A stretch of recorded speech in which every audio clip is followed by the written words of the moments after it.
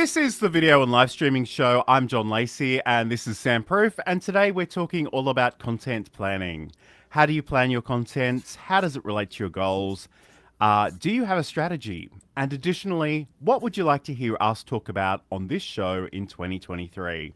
We're going out live to all of the places, so let us know where you're watching from in the chat and what your content plan might look like for this year.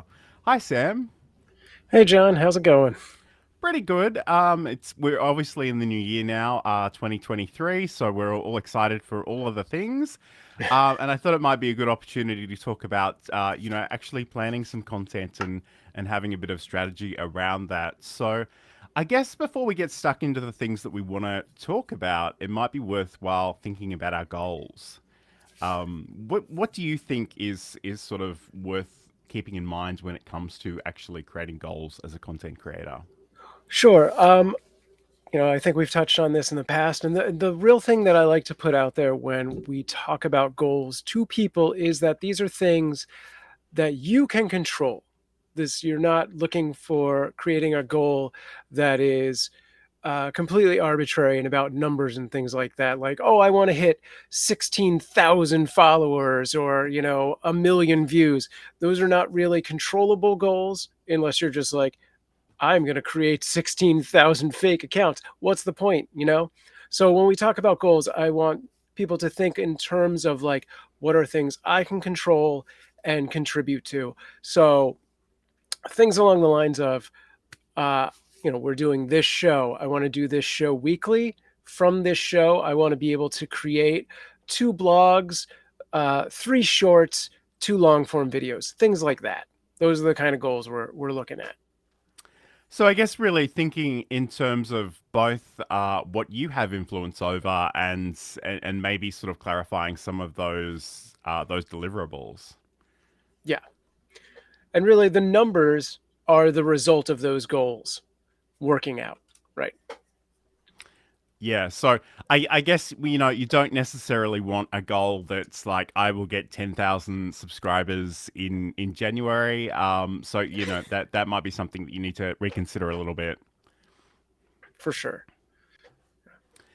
So I guess once we've articulated our goals, and I might get you to, we'll both do this, but I'll ask you in a second, to reflect a little bit on our goals, both for this program, but also things that we're doing outside of this show.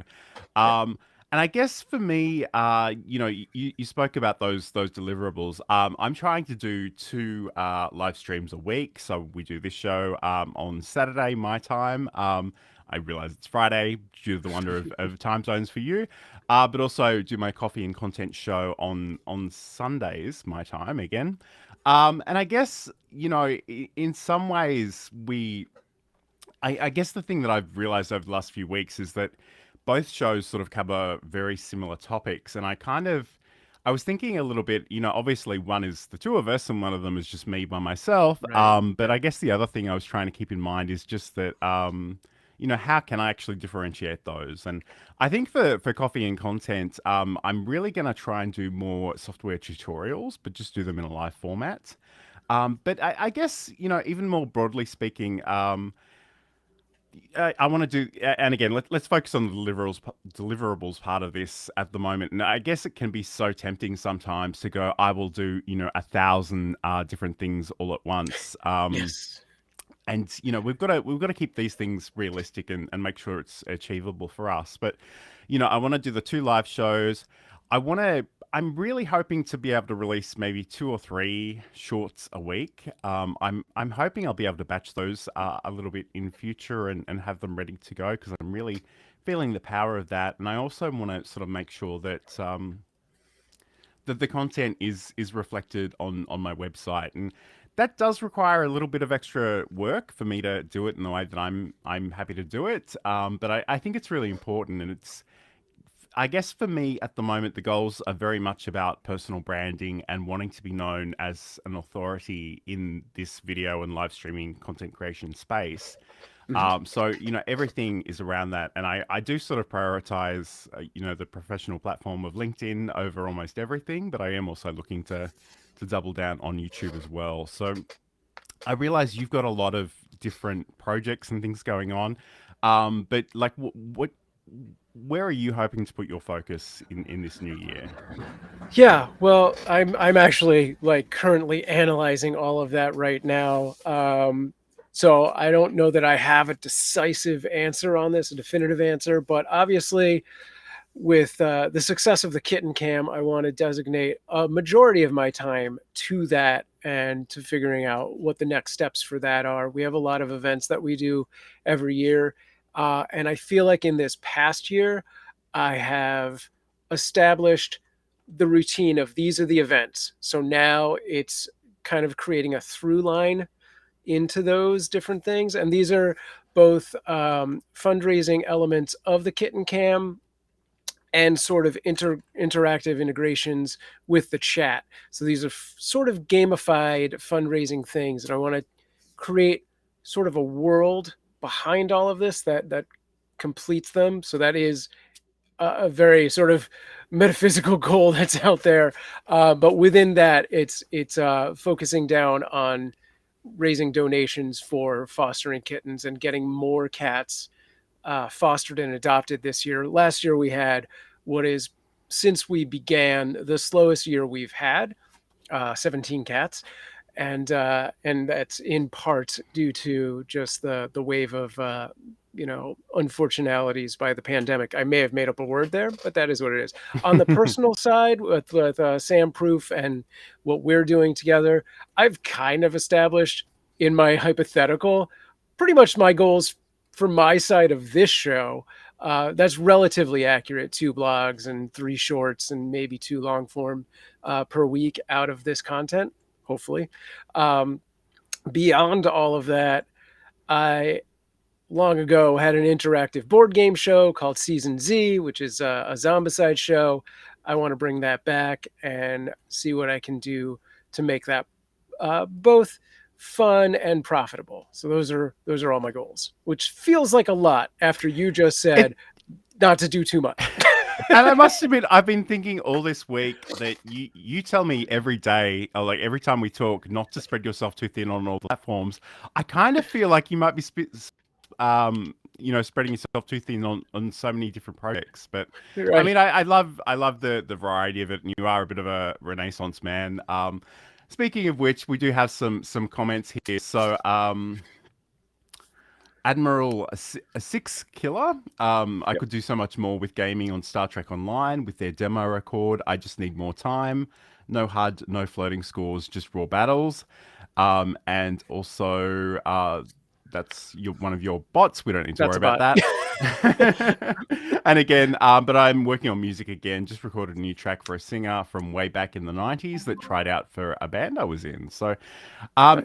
this, I guess in some ways, and it's funny, even in my day job, I have a manager who is really, really wonderful, really lovely, and he tells us, you people can do anything you want, and I'm like, let me just stop you there. We can do anything we want within sort of some, constraints with time and energy and resources. So again, I don't know. I always feel like the grumpy old reasonable person saying these sorts of things, but just keep in mind what might actually be possible. So again, let's and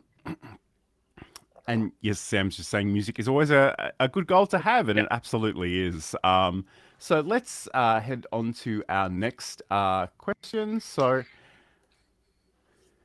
I guess, in some ways we want to think about how our goals as creators, and again, keeping in mind that, you may want to think more about the things that you have influence over, but like, how can your content actually help you meet those goals? And I think in some regards, it can be so tempting to want to ride every new trend. Oh But yeah. if that isn't sort of playing into your goals, if that isn't establishing you as the expert, if that isn't selling your service or product, it can, I think in some ways, if there is a little bit of overlap there, you can potentially think about how you want to use those just to generate some more awareness. But again, what is that thing doing for the broader goal of your content creation?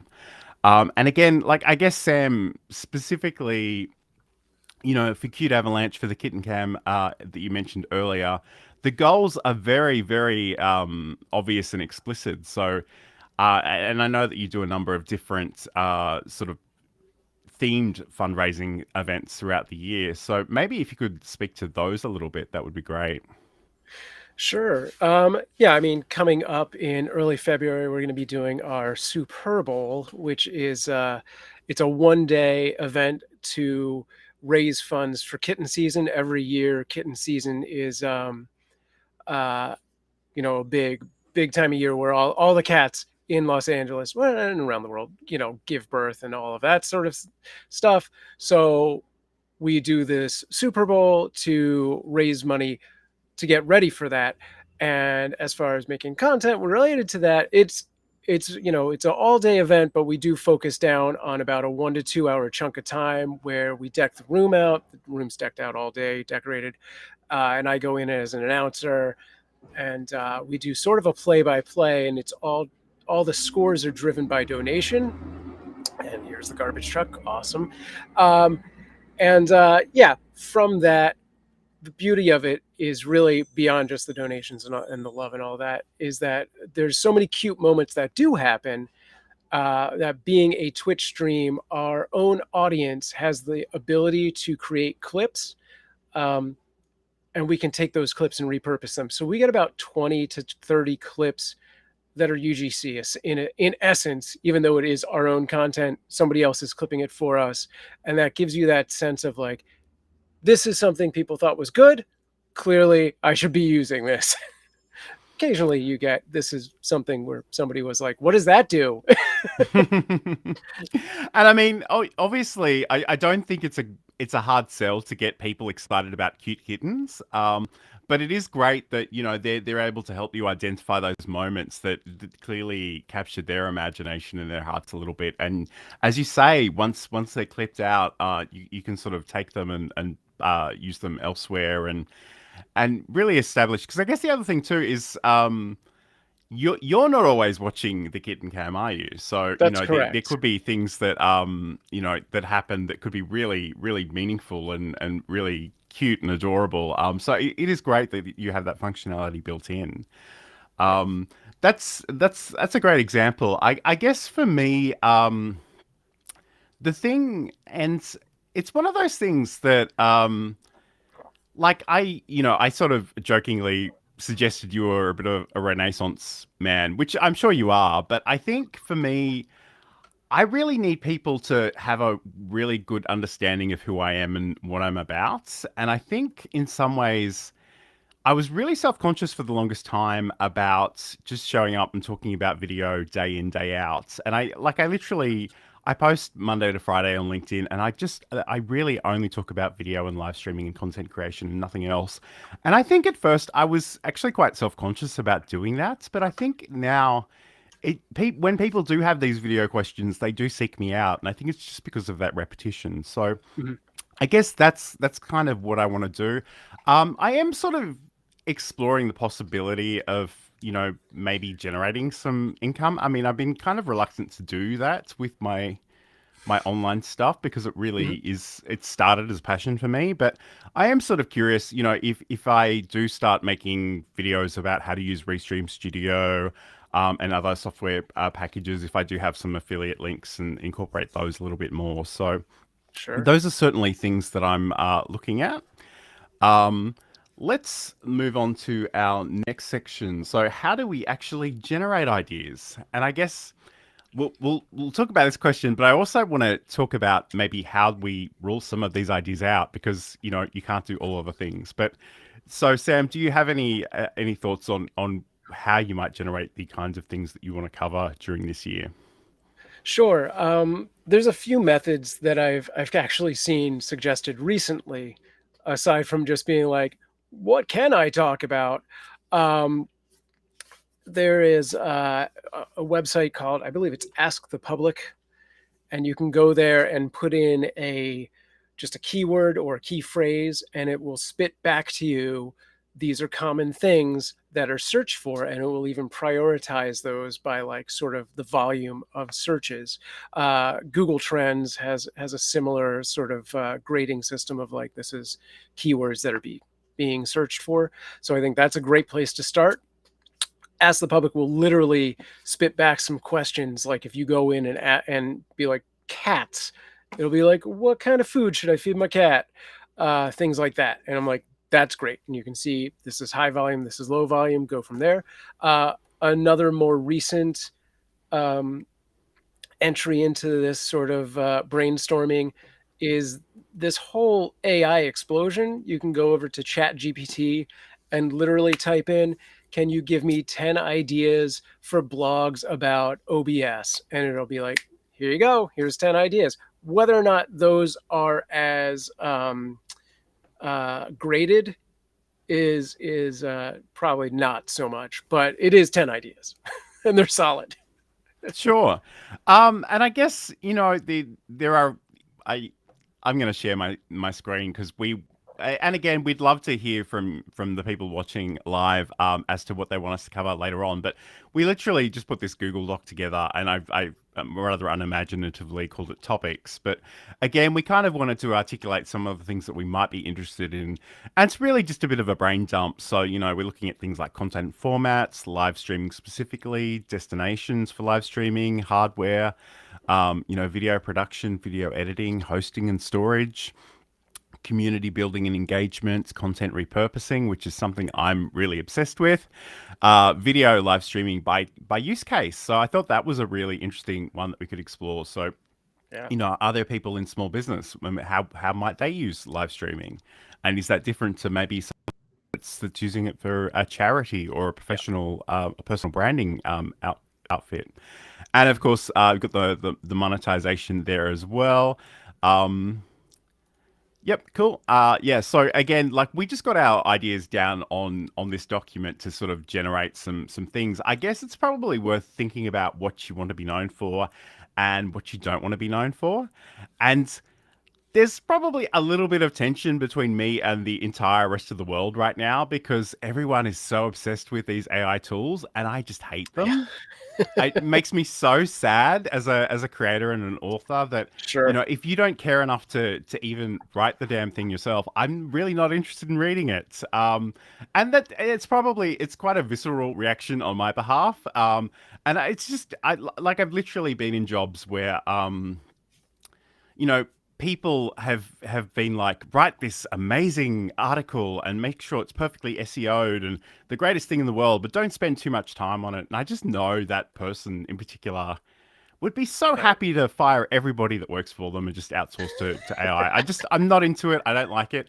I guess authorship is really important to me, and I do like to use my own words and my own personal voice. And I've done that for like honestly 20, 30 years at this point in time. So I'm very invested in that. But like I say, it's probably worthwhile thinking about things that you don't want to be known for. And, I try not to be too grumpy on social media. I try to only amplify things that I believe in and that I think are worth exploring. I do also have, private channels where I just rant and to my friends, but it's probably worth exploring. And again, which of these are getting back to your broader goals as a content creator. So we just have a look at some of these chat messages because Yeah. Admiral Six Killer is giving us all kinds of exciting things to check out. So he, if you have a large following, it is possible to use your popularity to generate income through creating a media network to sell time slots for anyone wanting to display their content.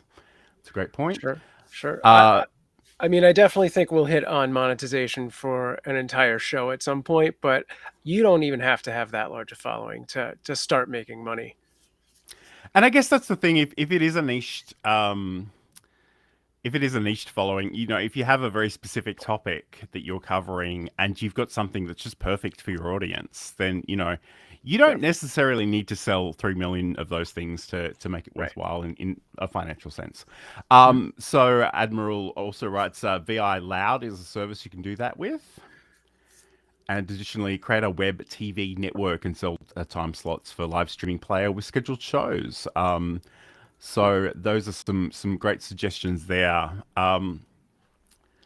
So I guess that was in terms of generating ideas. So I think honestly, and I'm not.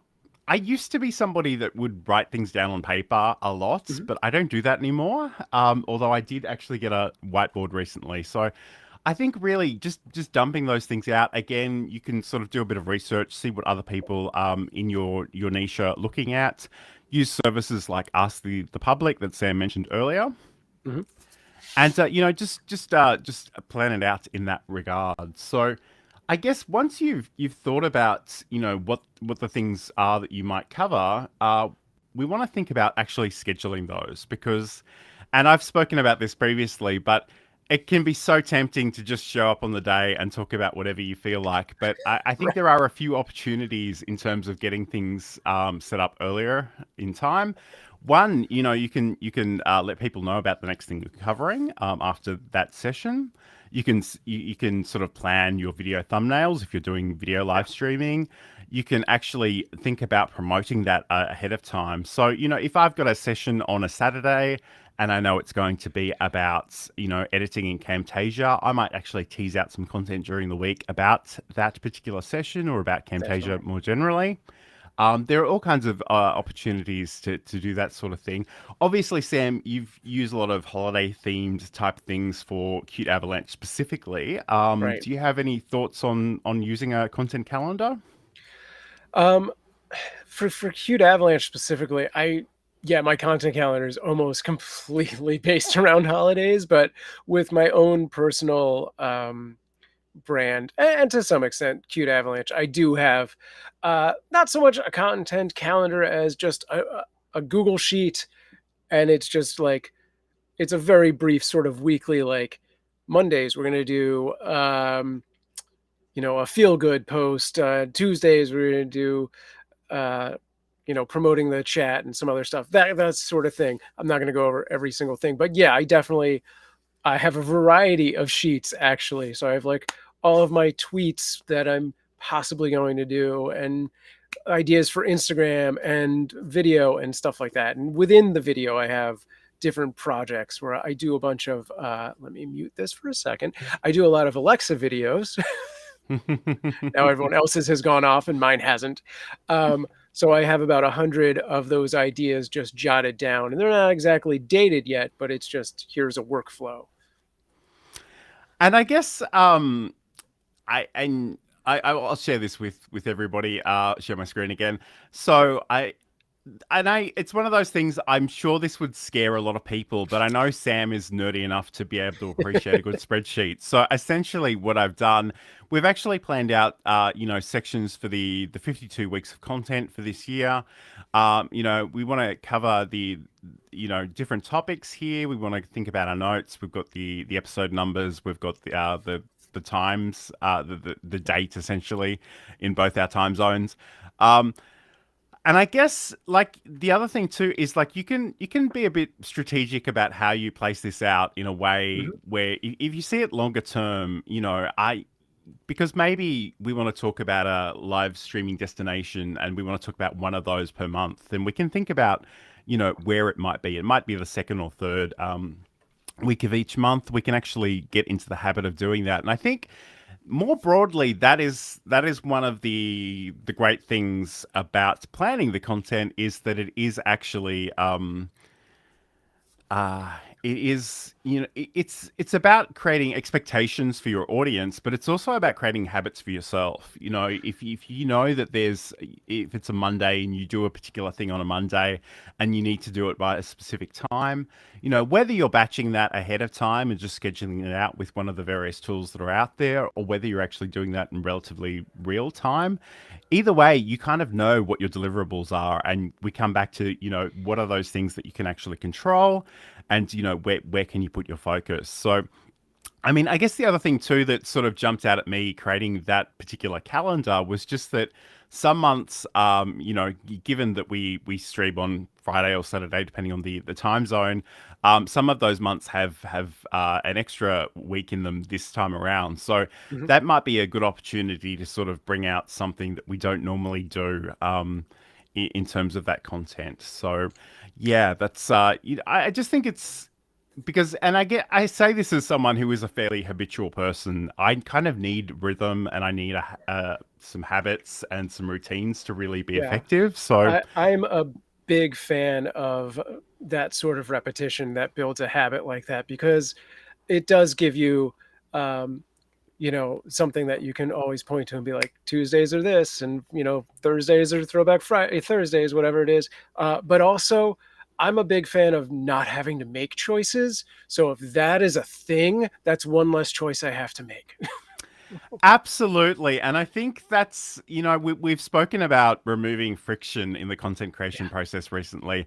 And if sometimes, and I guess, different modes of working support different things. So, if I have to sit and think about what my super clever idea is going to be, 9 a.m. on a Monday morning, I could be there for a while before I even hit record. So, if you can go off and sort of be a little bit more strategic and, try to offset some of that cognitive load, I kind of feel like, for me personally, I have a very regimented way of making the videos. And because I know how I'm doing that and how I'm editing them, and I may or may not use the teleprompter to record them, but because I have that system in place, I can focus on the content of the video and not Mhm. necessarily the technical aspects around it, and that really does free me up quite dramatically. And I think in some ways, I constantly see these jokes on LinkedIn about, what is a job that people think is easy but is actually really difficult, and content creation being that classic example. There are so many aspects to this, and again, if you can choose the ones that are most important to you and put your energy and focus there, I think you'll really appreciate it in the long term. Yeah. And I guess the other thing too, like Sam alluded to the fact that that Cute Avalanche is very, very holiday centric. So we do have all kinds of days of some of them are quite funny, some of them are quite ridiculous. But if there is a bit of overlap between what you do and a particular theme day, you can seek out those calendars. They're all over the internet.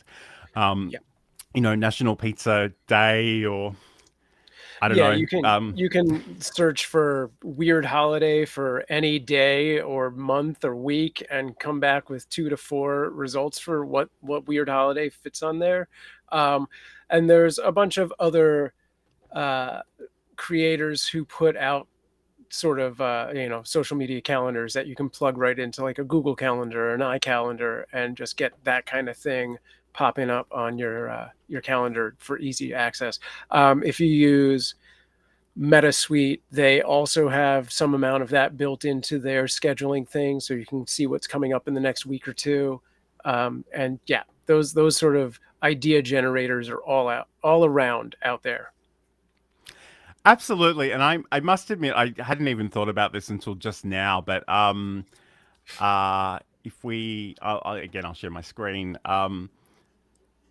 This is actually something called Promo Republic, and to be really honest with you, I don't use this very often. But it was an Appsumo purchase from a million years ago, so they've actually. Not only do they have a number of these days and themes sort of Mhm. scheduled out, but they have templates that you can create graphics out of and do things like that. So, I again, I don't, I. I swear I'm trying not to go on about this, but I try not to make your content too computer generated, too Yeah. templated. We really want to see and experience you and have a relationship with you as well. But it's not to say that you can't use some of these things as starting points, because you don't necessarily want to completely reinvent the wheel each time. You want to think about what makes sense for you and your audience. Yeah, I mean, you can use those as concepts and then create it for you make templates that make sense to you and your brand, and then as long as they're unique every time, a unique template. Okay, so we might let me just check on the chat. Okay. Yep, cool. All right. So again, I might just bring up this because we do really want to hear about the kinds of things that people would like to hear us talk about. And like I say, we've got some ideas here, and maybe we will even just bring this up on the screen and talk about some of these together, and we'll just do it in real time. I think it can be Sure. quite useful to to share your thinking. And it's funny, I kind of feel like in some ways, and this is something I'm guilty of in particular, is I want to present myself in a really professional way, and that's great. But I think often the magic is in showing behind the scenes as well. So, Sure. people don't know how good your setup is until I sort of joke about this. My green screen setup, like there is literally the back of a bookcase and a door behind me, but because I've got the green screen, I have a little bit more flexibility in terms of what I'm able to do. So let's work out loud. Let's have a look at this, and let's have a chat about it. And again, if you're watching live in one of the many places we're going out to today, we'd love to hear about what you might be interested in us exploring. Cool. Yeah, I mean, we have a really good list. I mean, I think we have enough shows for a year and a half with all of these topics. Uh, and I don't think there's any one thing where I'm like, I couldn't talk about that. There's nothing to say there.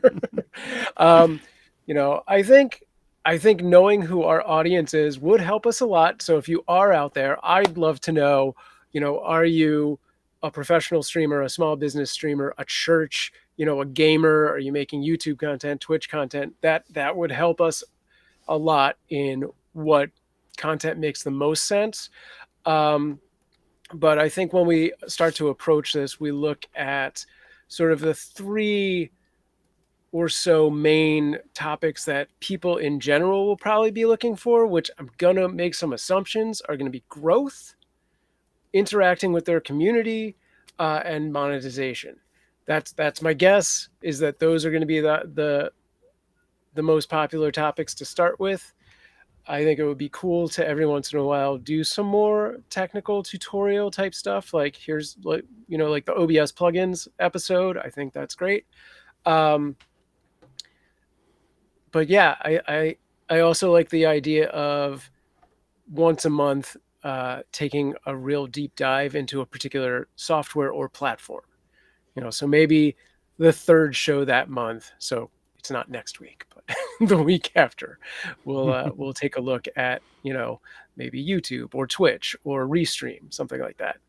And Yeah, I guess the other thing too is that in some regards, and this is certainly reflected in my experience on YouTube, on LinkedIn, I should say, that in some regards there are people out there that know in their heart they want to be a video creator, they want to be a live streamer, but there are lots of people that it just sounds like the most terrible idea in the world, and they're just not into it. They don't want to be on camera. So I guess the other thing is I'm trying to think of ways where I can sort of gently bring people into my community.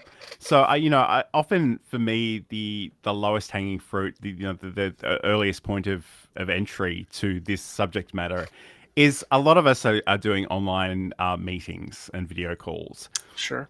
And if I can sort of encourage people to, up their game ever so slightly, so that they look a little bit more presentable, they're not talking into their headphones, they don't have the camera pointed up their nose, which is honestly, it's ridiculous how many people on serious incomes with very important job descriptions are doing that. It's ridiculous to me, but um, so yeah, I guess that's the other thing. So we want to think in terms of beginner, intermediate, and more advanced topics as well. But again, Sure. I guess a lot of this, we talk about knowing our audience. This is only our ninth episode in, so we are still finding those people. But again, if people have questions, if there are specific things you want us to cover, that would be really great to hear. So again, let's check out the chat. So Admiral Six Killer, I do a lot of editing work for Sales Trainer. We display that on our network. Okay, that's awesome. It's funny, we spoke about this, I think, last week. I love editing. Sam is not really into it. If there's ever an I'm good opportunity at to... editing. I just don't want to spend 12 hours to make one, like 10 minutes of stuff. And it's funny because and I teased Sam about this during the week, but he did a live stream where he took one of our recordings and just used the YouTube Shorts, the Shorts functionality in the YouTube app to sort of ever so slightly tweak it. And I thought it looks kind of ugly. Like I'm not into it, so I went into my editing software, and I admittedly I probably did spend a solid hour putting it together, but I was so happy with it, and it's had so many more views than anything else I've done lately. So, I guess in some ways that's another great example. Like it may be good to explore some of the points where we differ, because I think that might be interesting for the audience. Again, you've alluded to the fact you're interested in the AI tools, and I swear I won't keep going on about this, but you know how I feel about those. It's the new vertical video, John. And that's another example. Like I had to be dragged kicking and screaming to the vertical video. So we've got another comment here. Adobe under five. Do you live stream to multiple platforms? Yes, we do. Yes. I'm going out on LinkedIn, YouTube, Facebook, Twitter, and Twitch. I don't think anyone knows I have a Twitch account, but I'm going out there nonetheless. And again, Mm-hmm. Sam is also sharing on other platforms. I won't Yeah. make you guess which That's, ones they are that's from memory, but we it's fine. certainly are going out to various Yes. places. Yeah, and I think that is a show we could do an entire topic on. The benefits of multi-streaming, multicasting, and different services that offer that, and ways to um, communicate with multiple chat audiences, because we do have people on, as you said, YouTube and Twitch and LinkedIn, and like some platforms do not have an obvious, a lot of platforms don't have an obvious way of making that known, like, hey, you're not seeing my chat, what's going on. I think Restream's pretty good about giving us the chat from most of the platforms, but I'm not positive. I guess like in terms of that, they do, like if anyone's making a comment anywhere, I will see it in the chat that we've got here. But Yeah. I guess the other thing about Restream specifically is it does have it has its own relay bot. So Yeah. where it's supported, we can actually see the comments from Facebook show up on YouTube. But I know LinkedIn, you can't send anything to LinkedIn That's what I chats thought. except Yeah. natively. So Yeah, again, I those knew. people might be a little bit left out of the chat, but hopefully we're bringing it up on the screen and talking about it. Yeah. But yeah, so I think that would be a great entire episode for a show to do as well, since we're doing that. Yeah, absolutely. So yeah, we as I say, we're using Restream to go out to multiple platforms, and we actually bring in I set these up on my account, and then I share them with Sam, and then he has the ability to share them on his destinations as well. So that's a great point. So another question, or comments rather. So Admiral, Six Killer, I'm bad at chroma keying 720p. I must admit, it's one of those things people always talk about, making sure that your green screen is really well lit, and I've Yeah. never really had to do much of that. I don't know why. I guess the other thing is I'm sort of cropped within my frame a little bit, and occasionally you might see that. But I've got a couple of Elgato key lights. I've got a very large window, and I've got honestly a very very cheap green screen behind me. And I guess that is one thing that I'm considering maybe upgrading in my setup, is maybe moving to a different green screen. But Hmm. and again, there's a follow-up comment about the 1080p. So I need at least 1080p for it to look decent by my standards, but the content our network does is aimed mostly at mobile users. Easier to load and play 720p for most mobile users. And I should say, honestly, the plan I'm on with Restream, we're only doing 720, and I don't. It might be a conversation for another show, but my feeling is most people watching a live stream don't care that much. I Correct. know there are some people that are really neurotic about making sure that and I keep hearing the word crispy in relation to this. These young people, I don't understand how they talk, Sam. But anyway, they keep talking about crispy 1080, 1920 by 1080, which is fine.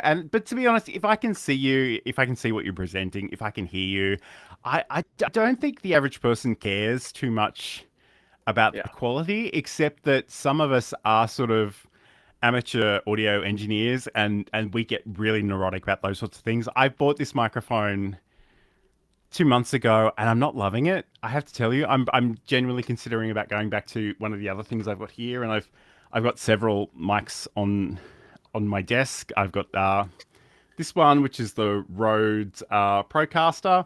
I've also got a Rode NT1A, which is a really beautiful condenser microphone, but I was a little bit concerned about the plosives on that one. But again, there are things that you will get hung up on as a creator that most people don't even notice, let alone care about. So, Oh yeah. Yeah, um, when it comes to things like green screen and just video quality in general, when you're doing a live stream, the viewer is a lot more forgiving as long as your audio is clear and you're actually interacting with that audience.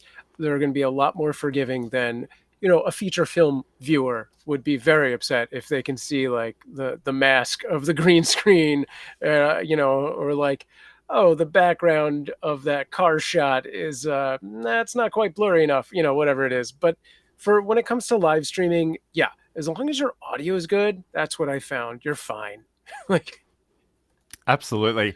And Adobe Under 5 says, I believe Facebook users have to give permission for their username to show up using Restream. I think that's actually true of a number of different platforms. There is a URL that we can send people off to formally give that permission. I often see, generic LinkedIn users appear on the platform from time to time. So, mhm, again, it's funny because it's very easy for us to send this out to a number of different platforms, but there are a lot of nuances between those yeah, platforms.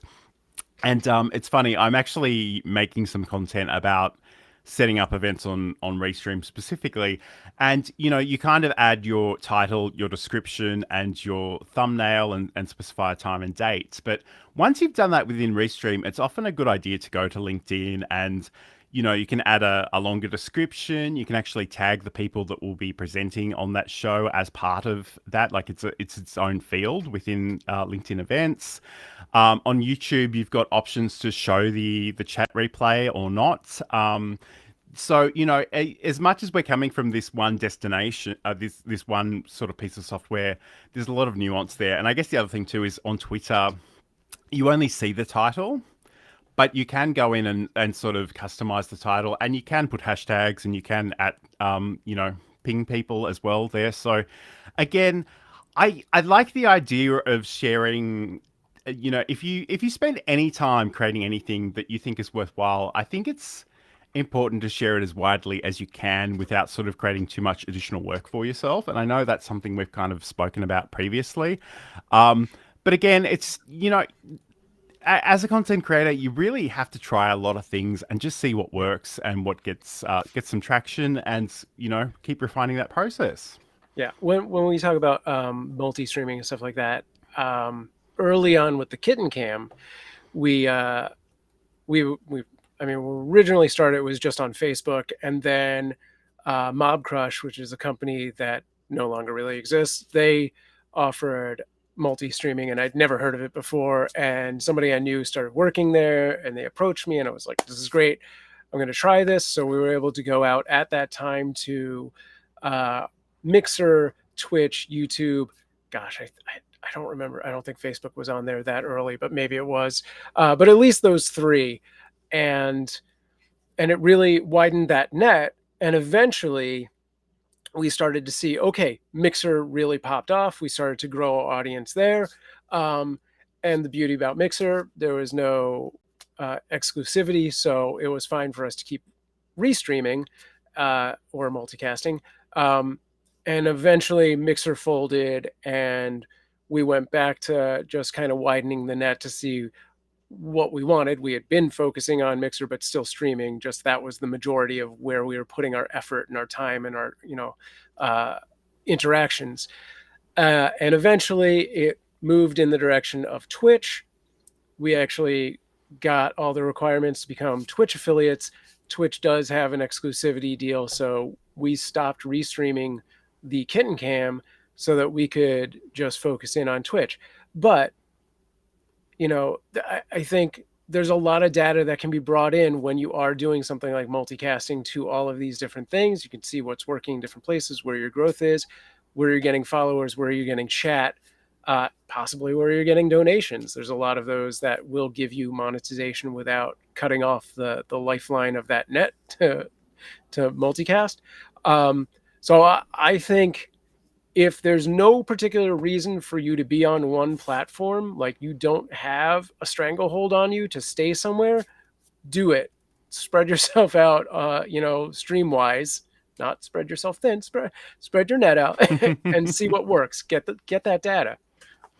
And again, we spoke about creating goals. So, social media is this amazing opportunity to get awareness and to connect with people, but it is also rented land. So, one of the things that I'm certainly been encouraging Sam to do is sort of get his website up and running, and we've been doing a little bit of that in the last week. Also, think about, if you've got a mailing list, think about using that as well, because we see that these platforms can come and go, and Sam's been doing this for, since 2005 at least. Yep. I'm getting all these notifications lately to say, "Oh, you joined Twitter 15 years ago. Here's your first YouTube video from 15 years ago." So a lot of things happened for me 15 years ago, and it's feeling like a weird cycle. But I digress a little bit there. So again, by all means, think about the opportunity of those platforms, share them where it makes sense to share them, but also try to bring your audience into your world and into the places that you actually own. We know that you can lose accounts. You know that things fall in and out of fashion. We know that people with too much time and money on their hands come in and take over Yeah. and do things. But again, we don't want to go down that path too much. Yes, no, don't go there. All right. So yeah, let's just think about where you're sending people, and again, it comes back to those goals, because if you build your entire world on a platform and it goes away for whatever reason, you're really starting from scratch. So, Yeah. Adobe Under 5 has this great question. So let me just bring it up. So, what software do you use to plan out content creation? I have 3 YouTube channels and use Notion to keep them organized. I guess we're pretty invested. Well, I say we. I'm pretty invested in the Google Drive suite, and we use that to actually share resources like thumbnails and Yeah. video files. We are using I'm using Google Docs to generate some ideas. We're using Google Sheets to actually plan out some of these things for our content for this year. So those are things that we're doing at the moment. We're using Restream to actually plan these out. I actually so yeah, and we're sort of focusing here on planning content specifically. So I guess really it is predominantly about the Google Drive and the docs and the sheets for us. But I know Sam often does things with Trello, so maybe you can tell us a little bit about that, Sam. Yeah. So what I was going to say is I also do use primarily the Google suite of tools, the doc and the sheets. I do also use Trello and Slack. I use Slack a lot less right now. I was using it when I was doing a lot more weird news stuff. That was more of our sort of in-house virtual office of like communicating and sharing files between producers and writers and actors and voice actors and things like that. Trello I use in a couple different ways. It's basically my go-to to-do list. Just create a card. It basically replaces having sticky notes.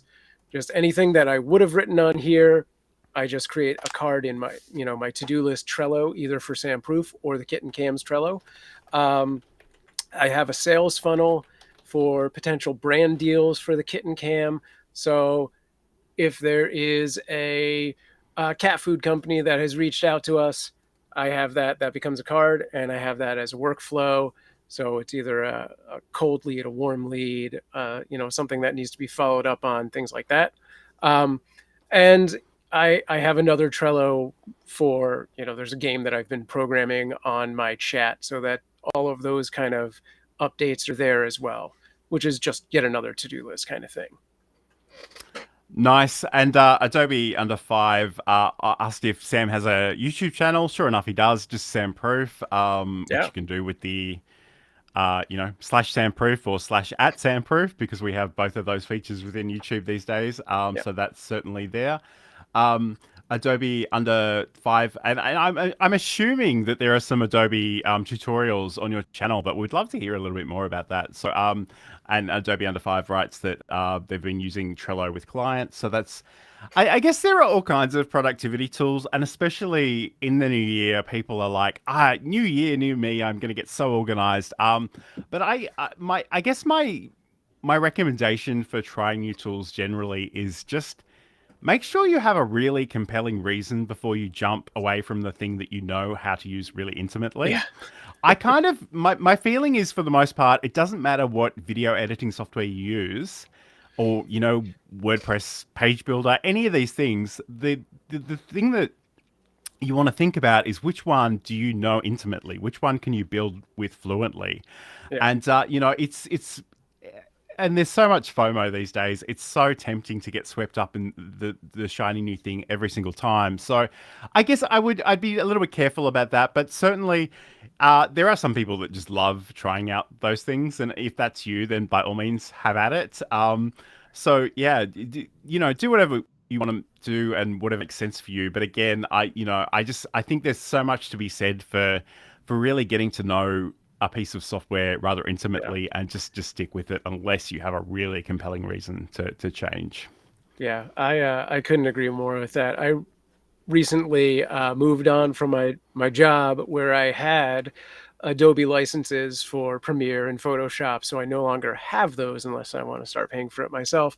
And I went to play with some of the freely available software like DaVinci and some other things. Talked about CapCut and on the graphic side, GIMP and Cyber Studio, whatever it's called. And oh my God, I was like, this is just it's they might as well have written this in another language. I can't believe how much I struggle with trying to do this. And I'm like, I could do this in Photoshop in 3 seconds. It's taken me 5 minutes so far, and I'm still not where I want to be. And again, like everything comes with a learning curve, and that's fine. And I think we Yeah, need to keep telling ourselves that, because especially come January of a new year, people are so optimistic about everything. And the truth is, it's going to it's going to take time to learn new pieces of software. It's funny because I actually do have a lot of the Adobe software on this computer, and I kind of don't use it because I don't want to become too dependent on it, because sure. unless you're a very serious professional, a creative professional, the Adobe subscription price is kind of mind-boggling, and It's a we do lot. it really is. And like every time I see something that proposes to be a an alternative to some of those things, I think, yeah, I'm going to check it out. But again, like I guess the other thing too is we've also never lived in a time where you have access to more information. And on the one hand, that can be really overwhelming. But on the other, if you know specifically what you're looking for, it can be so easy to find. Yeah. And, I'm going to play the old man card again, Sam. I'm sorry. People don't realize this, but, when I was a kid, if I needed to know something, I'd have to go to the library and see Yeah. if they had it. And if I needed to know that at 8 o'clock that night and the library wasn't open, I'd have to wait for the next day, and maybe they'd have it, maybe they wouldn't, Yeah. maybe I'd have to go to a bookstore. The young folk, and I'm trying not to be grumpy, but you have no idea how good it is to be able to just search for something and look it up, or look at a YouTube video.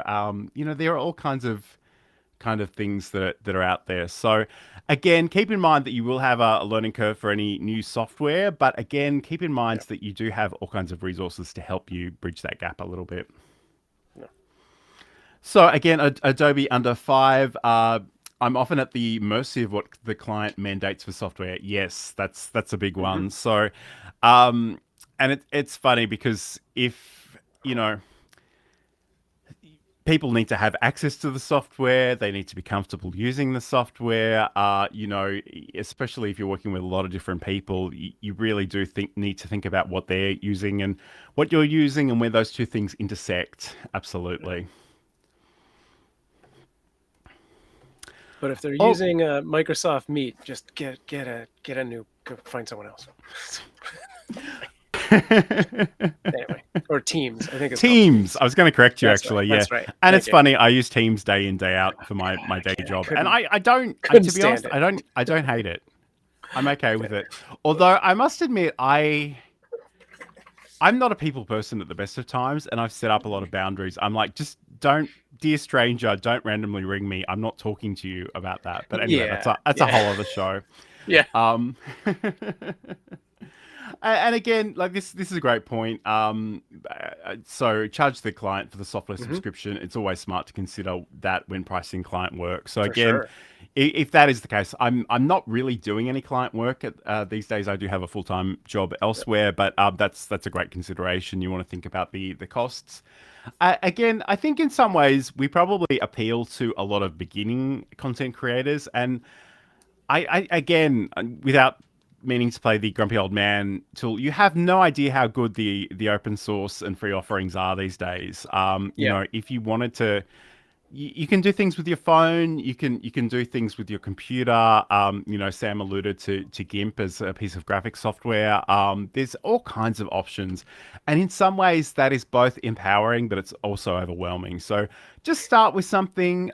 Try and master the basics of that, and then you can always change to something else later on. So you know, keep that in mind.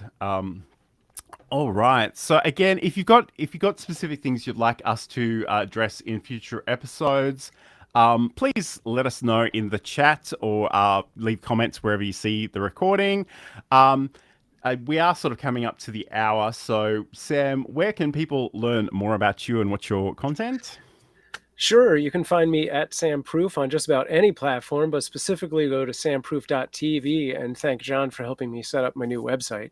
And you'll find all my links there. Absolutely. And again, if you want to check out what anything I'm doing, you can head over to johnlacey.com. So we've had a great amount of conversation in the chat. So thank you everybody for that. That's really lovely when we have that feedback from you. So you know, have a think about what you want to do in 2023. It's going to be a long year, so you might as well be strategic. You might as well do a bit of planning and think about how you want to work with that energy moving forward.